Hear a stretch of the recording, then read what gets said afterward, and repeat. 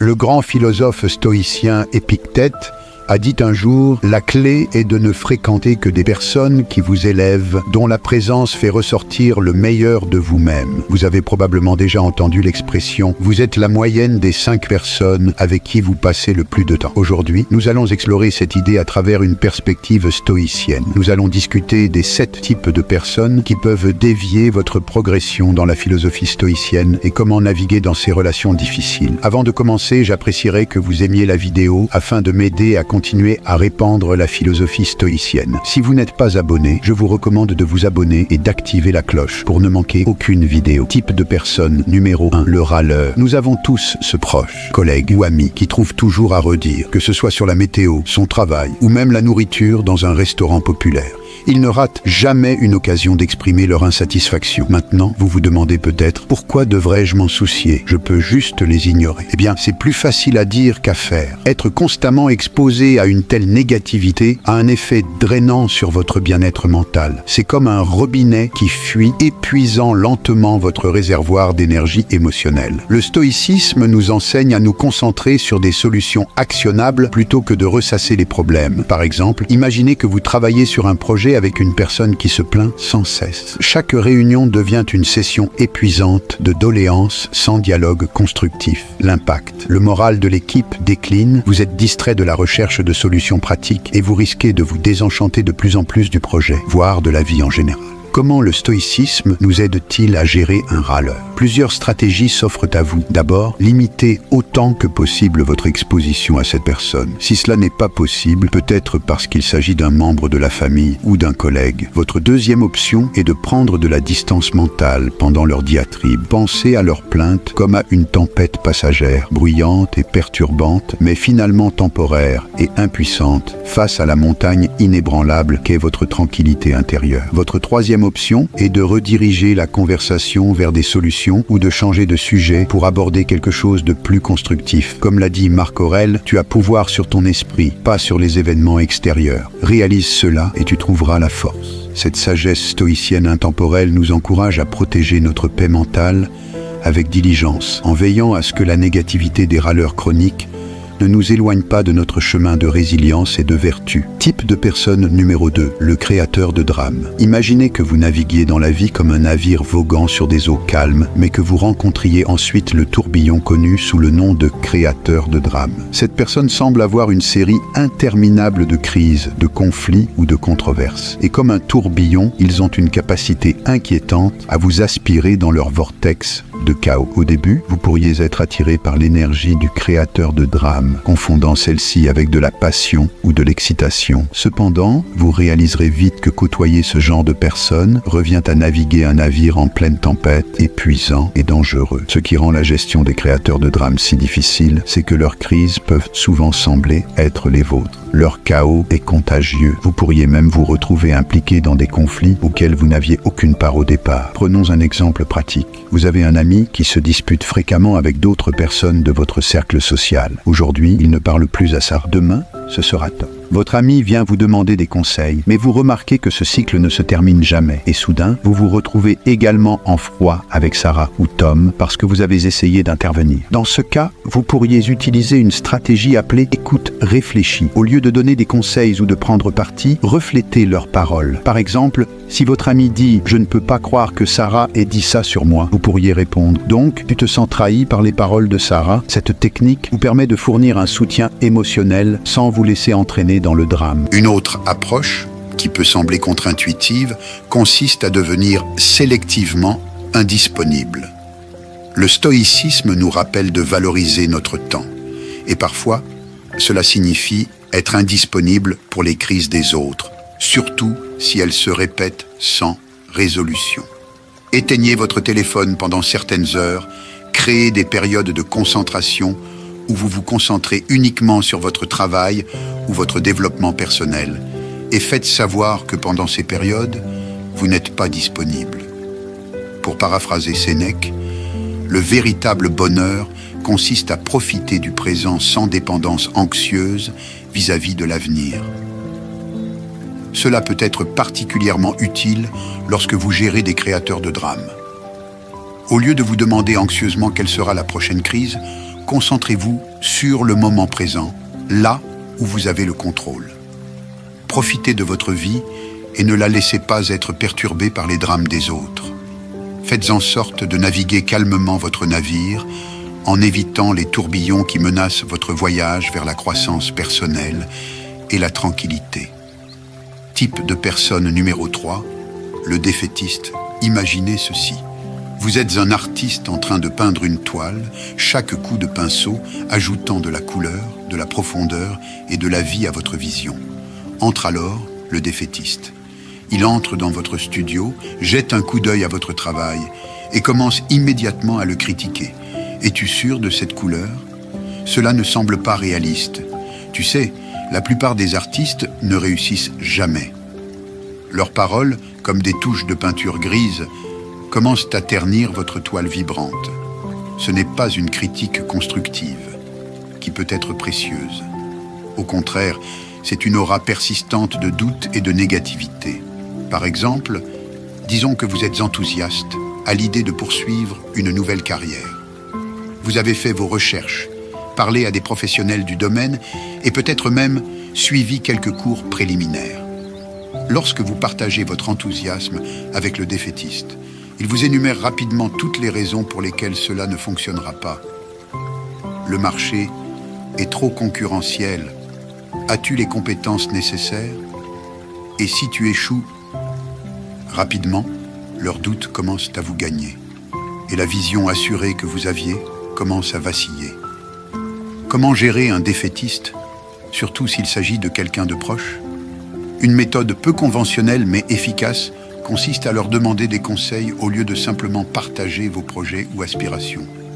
Lorsqu'une personne est placée dans un rôle de conseiller, elle est moins susceptible d'attaquer vos idées de front et pourrait offrir des retours plus constructifs. Une autre méthode consiste à inverser le scénario grâce à une technique appelée confrontation positive.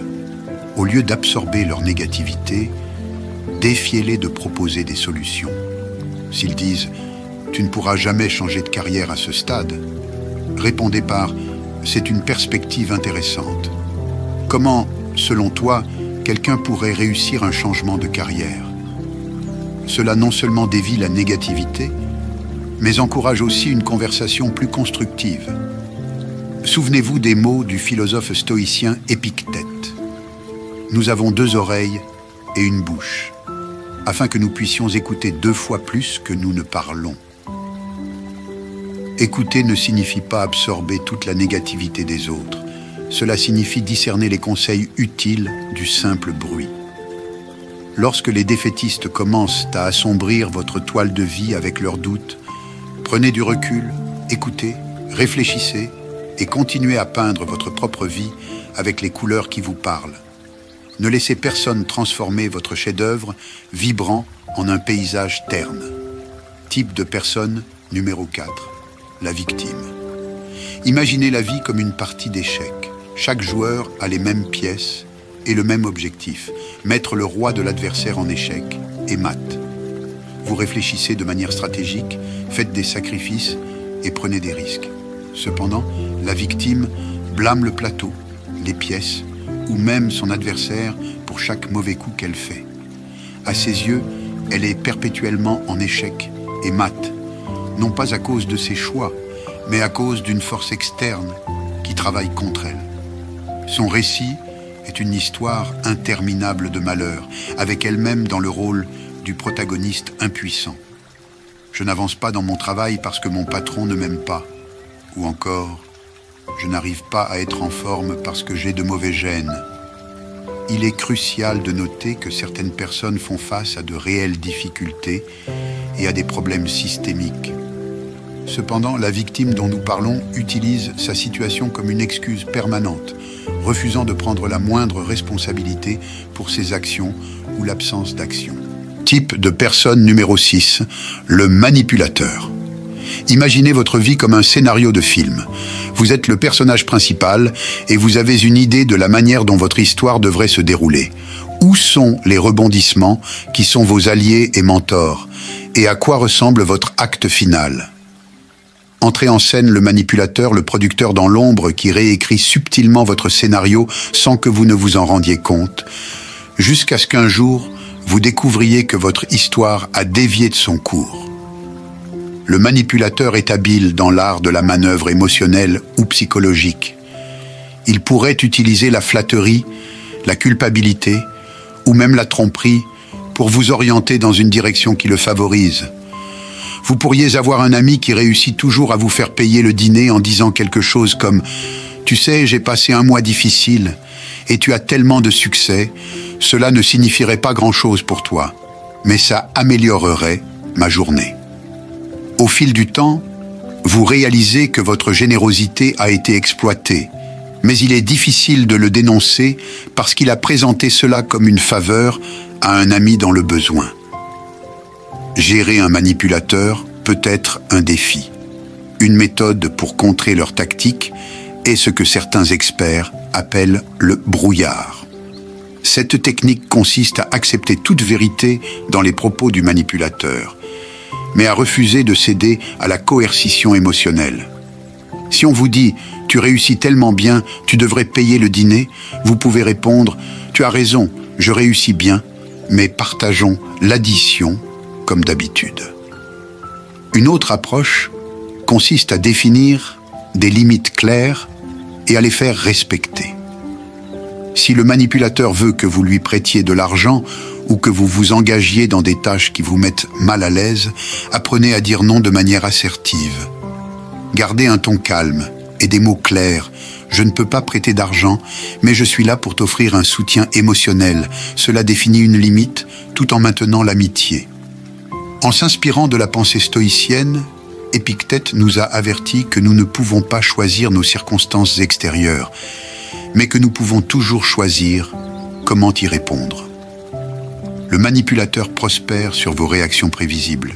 Il manipule votre gentillesse, votre culpabilité ou votre désir d'approbation.